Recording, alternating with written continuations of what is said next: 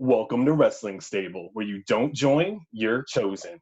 Ladies and gentlemen, today we have the top star of SoCal, the Killer Bae, Heather Monroe. Heather, how you doing today? I'm good. How are you? Good, good. Obviously a lot of craziness happening right now, but appreciate you spending some time with us. Hopefully you're staying as safe as possible. Yeah, trying to. Yeah, yeah. Trying to stay sane. All that good stuff. Very difficult. So Heather, tell us a little bit more about, when you first started getting into like just liking wrestling as a fan and maybe some of the, your favorites from that time. Yeah, so I started watching in 2001, and I started watching because I was friends with, like, there was this group of four of us with me and three guys, and they watched wrestling, so I was like, oh, I'll start watching wrestling too. And I really loved, at the time, Lita and the Hardy Boys. They were like my Right. favorites. It broke my heart when the Hardy Boys broke up. Yeah. Matt was such a Still haven't um gotten over it. I still haven't really.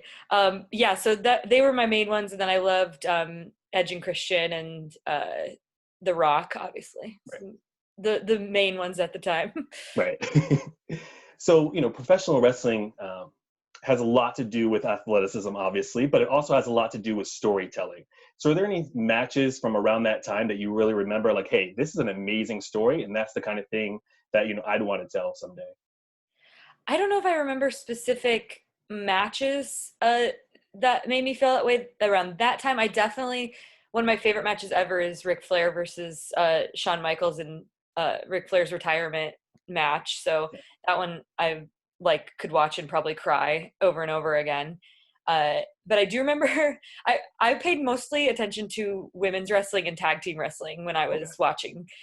So I mainly remember the stories that the women were going through, and like vividly I remember Stacy Keibler's storyline with Test with Randy Orton. Right. I remember the Hardys breaking up storyline that like was devastating. And I think that those were very soap opera-y storylines, and that's Right. why they stick with me. Makes sense. Now, I Yeah. think, didn't she have like some sort of like dance background? Is that in kind of, do you have like a dance background as well? So, did you maybe draw a connection there? Yeah, I have I danced for 13 years, Wow. all from when I was very young to up through high school, and then I did a little bit in college too. But that definitely has always been part of it. And yeah, Stacy Keibler used to dance for the Baltimore Ravens, I believe it Oh, was, yeah. and she was a Nitro girl because that. Had, had a lot of different background there. Yeah.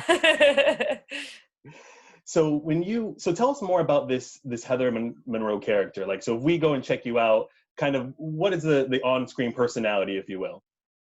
I like to say that she's a combination of Paris Hilton and Nicole Richie mixed with any Anna Faris character, Right. because it's definitely someone that takes herself very seriously, but she looks stupid a lot. Like kind of the way you want to see those like um, high status people looking stupid, pretty much. The condescending women that talk down to you, the Real Housewives type of vibe. That's kind of what she is. Gotcha. That makes sense now. Yeah.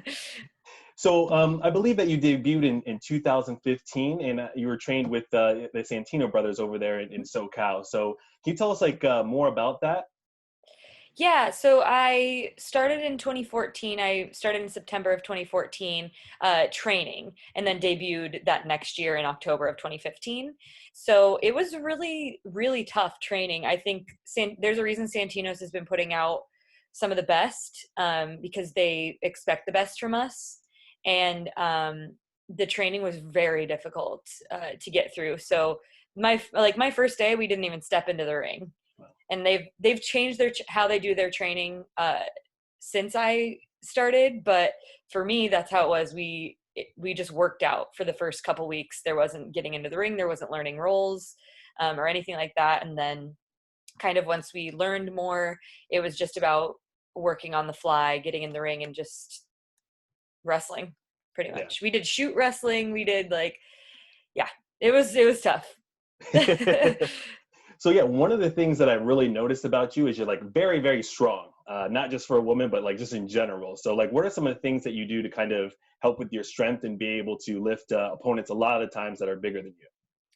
I think a lot of just arm workouts. I don't do anything specific. I'm really bad at fitness stuff. I'm just like, what can I find on Pinterest to do?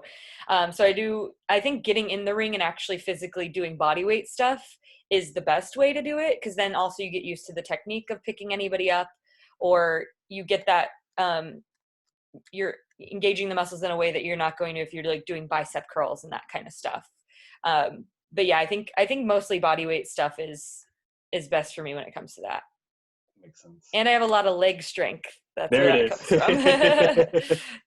So yeah, Santino Brothers, it's great for all of our audience to check out on YouTube. They have everything, as Heather was saying, from the training videos where you can even see her training in a training match with Simone. You can see some intergender matches with her and Andy Brown. Just a lot of really good stuff. Start with the Heather stuff, and then kind of get familiar with everybody else there. Yeah, seriously, they've done a really good job of showing what it is to be in their training or in their school. So there you can literally learn how to do moves on their YouTube. So that's like, I think, a good resource for anybody that's just wants to watch more wrestling, or somebody that's thinking about training to be a wrestler. Yeah, that's great. You don't have to start off, finding the right school. You can just go right to the Santino Brothers YouTube channel and start seeing at least if it's for you before you go actually there in person. Yeah, for sure. Another great stop that you've had is in bar wrestling. So, I mean, I know I've had the pleasure of meeting Joey Ryan a couple of times down here in South Florida. I think at an MLW taping, also at Blueprint Pro Wrestling. Super, super nice guy. So yeah, tell us more about bar wrestling, what that atmosphere is all about, and kind of what makes it unique. Yeah, bar is definitely one of my favorite places to work. It's what I've always said is that Joey will put matches together that nobody else is going to put together. And I think that's what makes it the most unique, because he is such a creative mind in that way, and he's so open with what wrestling is. It's not like in a box for him.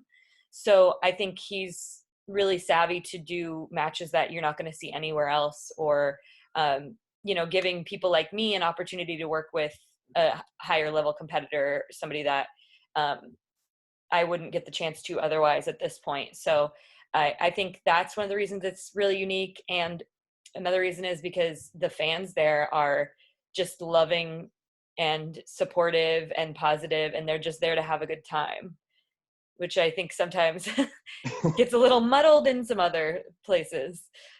Yeah, I mean, I think it's kind of, being at some smaller arenas kind of keeps it more pure, right? So kind of like you're saying, if it gets too big, then many people know about it. Yeah, then people start being haters instead of just appreciating for what it is, and such a great experience for the wrestlers and the fans.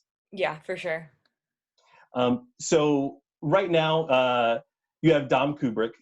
So you guys have a great team Yes. there, just friends. So tell what's going on there. What can you tell us? Well, so Dom is actually from Santino's as well. He was one of the very first people that I helped train. Excuse me. So he holds a special place in my heart, because Dom was the first person I said, I think he's gonna make it. Okay, And wow. as a trainer, yeah. So I was like, he was my pick out of his class, and so there's a very special place in my heart for Dom. Yeah, we had this idea because Dom is a little bit of a slut, if you will. Yeah. He likes to kiss every wrestler he's in the ring with. Yep. He rubs himself on things, he licks things, but we're just friends. Just friends. We don't kiss. Me and him don't kiss. We're just friends. So So someday, no, I'm just kidding. someday, you never know. But Leaving it on the table. Yeah, so we kind of played off of that of like, he won't kiss me, but he'll kiss everybody else. Right. Not cool. There's a couple of bar wrestling shows that you can see that in action on. Awesome. Another great thing about you is you have some really, really fun move names. Two of the ones that stand out to me are the Bad Bitch Noku Driver and Yes. Bitch Better Have My Money. Yes. So definitely some of the coolest names also. Yeah, I've got those two, and then I have the Bitch Breaker. which is a straitjacket backstabber, and the other one's not as fun. I have the stretching bitch face, Mm-hmm. which is a submission that I don't really do a lot anymore. But yes, I wish I could take credit for those names, but I can't because I'm really bad at that. But I have people around me that are very creative and punny. Right. So Alyssa Moreno actually came up with "Bitch Better Have My Money" and the Bad Michinoku. Because for the longest time, I've done the Michinoku for a really long time, but everyone was like, "What do you call it?" And I was like, "The Michinoku."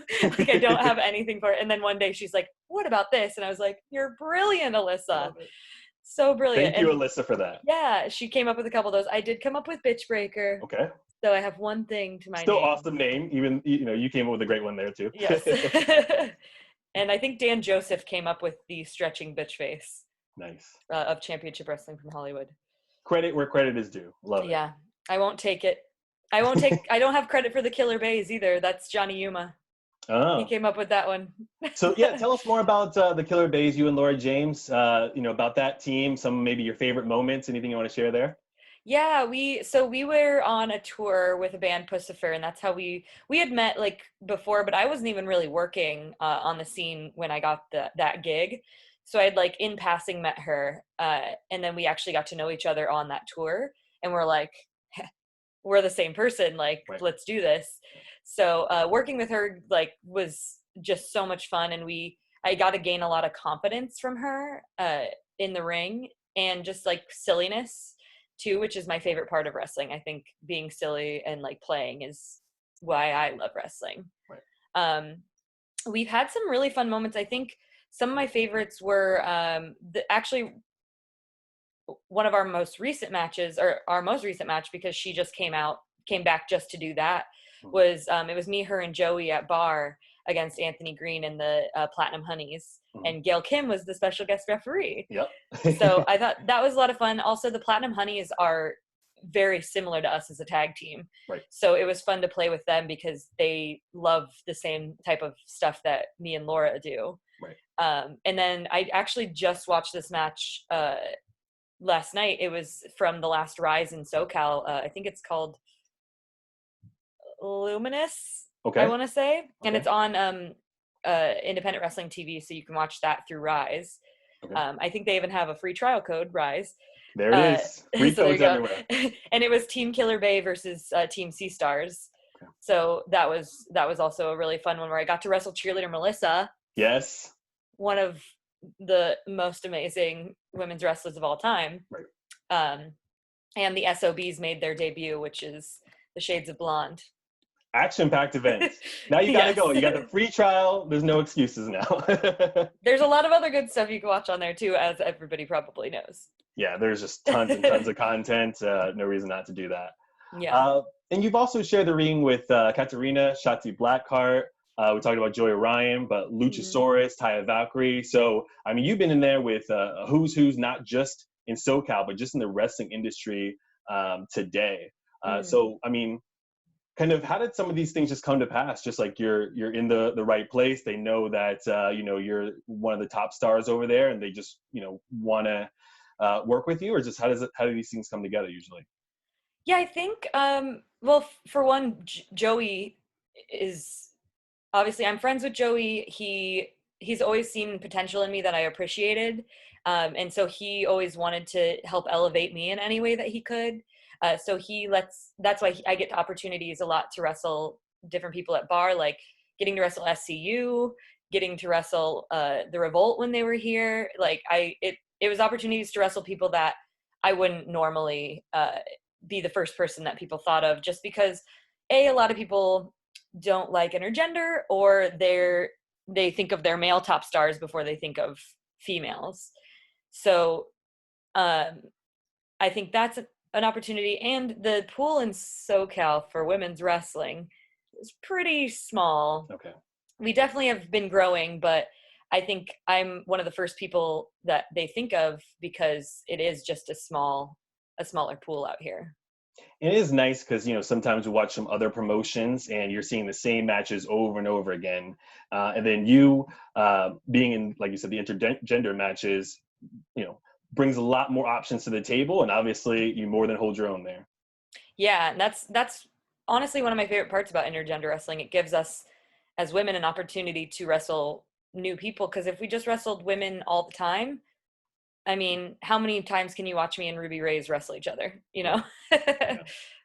So is there, obviously you've had a lot of different opponents, but is there like one, intergender, like say, hey, if you don't understand it, maybe you have a bad impression, check out this match, Heather Monroe versus who, to maybe just kind of change their opinion. Oh man, that's a hard one.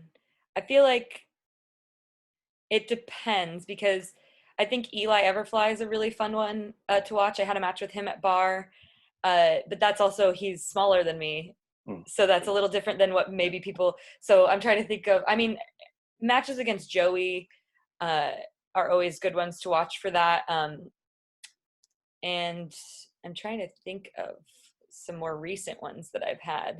Yeah, I mean, I do, even the Andy Brown one, I mean, yeah. would be Oh, a great yes, one to and watch. Great one to watch. I love that match so much, and um, I love Andy Brown. I think he's so amazing. He's such a good worker, and yeah, I think those are good ones. I'm trying to think, because I've literally just been doing tag team matches a But, lot yeah. We've for given it, them but enough to check out. That's no yeah, problem. exactly, for sure. Andy Brown's on the Santino page, so Yes. watch that one. There you go. We're just taking your whole day. Yeah, you're quarantined, you're bored. There's plenty of great wrestling that we're telling you about. Yeah. Another really awesome segment, switching away from Bar, but on Impact. One of my favorites, super hilarious, Real Housewives of Slamtown. I just love that segment. And what can you kind of tell us about that? A lot of people say, hey, we want this to be a segment on a regular basis. I mean, it was super funny. Can you kind of tell Yeah. us anything else about that one?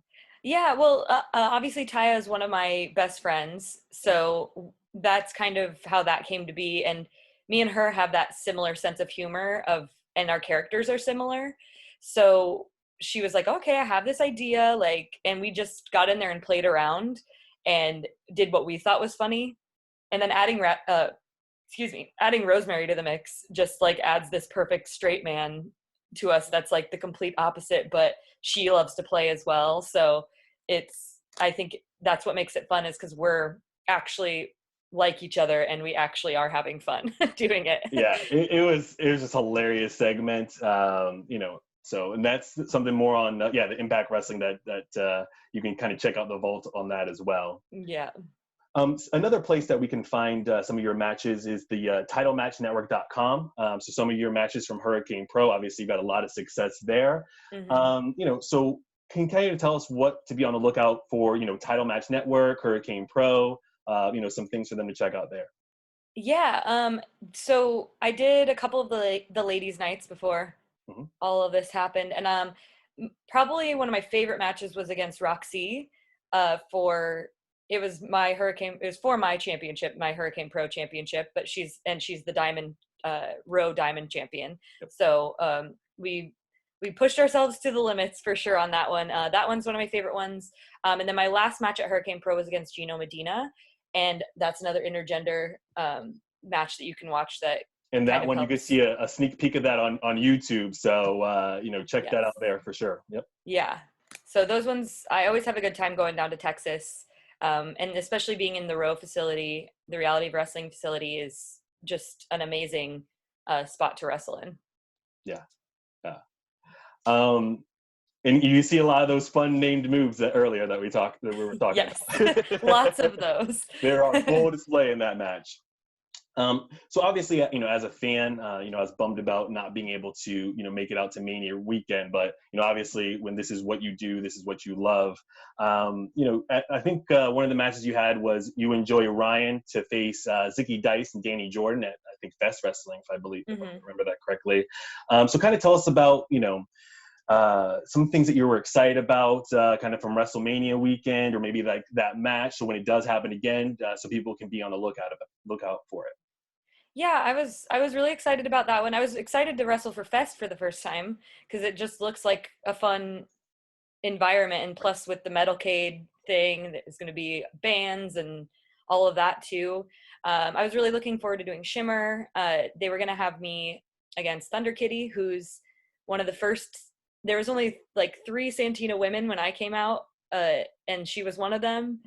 So that would have been exciting because she's been in the Midwest as long as I've been wrestling. So we've never really gotten a chance to have a match. So that was one I was really looking forward to. Plus, I was going to go to WrestleMania. Yeah. Yeah. That would be my first WrestleMania. I think, what they're scheduled for maybe Los Angeles next year, if that stadium is built, hopefully at least come back the year after, if nothing else. Well, yeah, Los Angeles obviously is much closer for you. Los Angeles actually, or California in general, today just announced that they're going to let sports teams have no fan things. Okay. So I don't know if that means the Rams are going to be playing in an empty stadium or what, but we're moving along, working towards things. So I still have hope that I'll have my Mania weekend here in LA. Yes. Yeah. So, I mean, what do you think's gonna kind of happen with that? You think to just continue to do the empty fan arena until everything is good to go, and hopefully open it by the playoffs, or? Oh man, I have no idea. I can't see it being smart to have people that many people in one place at one time. Right. So, but I don't know. Oh man, I can't imagine playing football to an empty stadium. Yeah. Could you imagine taking those hits with no adrenaline at all? No. That would just be so rough. Yeah, out of all of them, because like basketball, you can have the other teams kind of in the stands. It's a smaller arena, but yeah, football, I don't know how that's going to work at all. Yeah, unless they find a smaller space, but even playing like USC or somewhere is going to be big, know. Yeah. Play on a high school field. Play on the high school fields. The high school fields in California are big too, though, because they have so many people. Everything's big in California. That's true. So I'm very curious to see if people do take them up on that and what it looks like. Yeah. I hope we get something. At least start slowly introducing it back in. I'm ready to do more wrestling. That's yes, for sure. Yes. I'll do it in front of nobody. Empty arena, no problem. Yeah. Just one more stop. I want to kind of, plug out there another great match that you had for the National Wrestling Alliance over in Championship Wrestling from Hollywood. You and AK Allison K.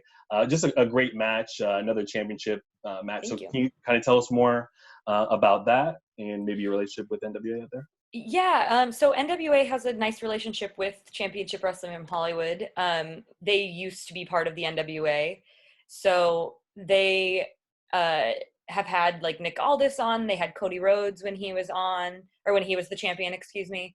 Zicky's on it. So I've had the opportunity twice to wrestle for the NWA Women's World Championship against Jazz, which was awesome. Yeah. But I think in that match, there was a little bit of a miscommunication of what NWA wanted time-wise and what Championship had to offer, because Championship is only an hour-long TV show. And they were, at that time, they were building more of giving the women a chance to shine more. Right. So we got like an 8-minute match TV time, and NWA was like, what the heck? Yeah. We want more time for Jazz to wrestle. So that one was definitely fun, but I would love to wrestle her again.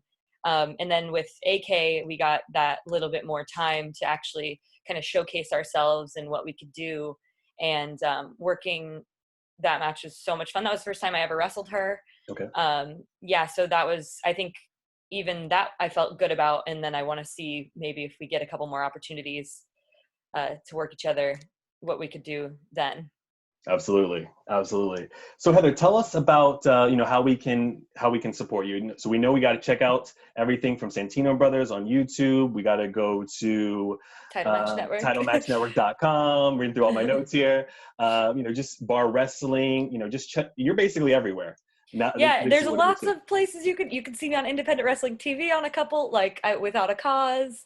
Hood Slam's been starting to put up their glam shows, which is the all-women shows that Hood Slam did, which those are some of the funnest shows you're going to see, because if you like silly storyline, kind of wacky, over-the-top stuff, Hood Slam in general is the place to look for that. Okay.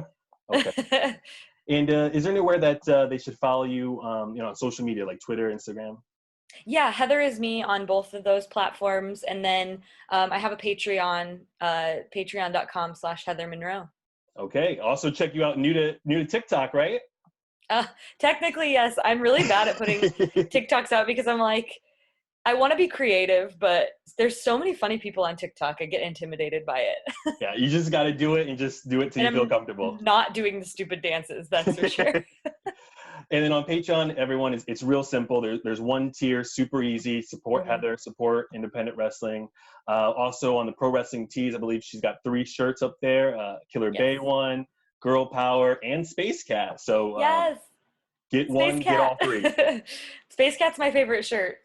Buy Space Cat. By If Space it's Cat. completely out, then you can buy one of the other ones. Yes. Well, Heather, thank you so much for everything today. We're going to go ahead and end this right now. Thanks a lot for listening. Thank you for joining Wrestling Stable, where you don't join, you're chosen.